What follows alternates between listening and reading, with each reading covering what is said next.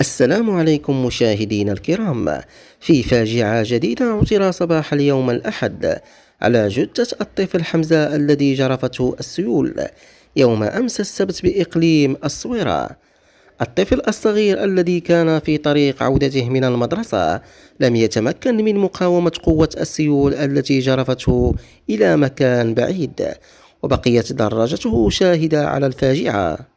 ورغم جهود البحث التي استمرت لساعات، لم يتم الوصول إلى جثته إلا صبيحة اليوم الأحد، حينما ظهرت بقايا سترته التي كان يرتديها. وقد خلفت الحادثة حزنا عميقا في أوساط أسرته وسكان المنطقة. في فاجعة جديدة عثر صباح اليوم الأحد على جثة الطفل حمزة الذي جرفته السيول يوم أمس السبت بإقليم الصويرة.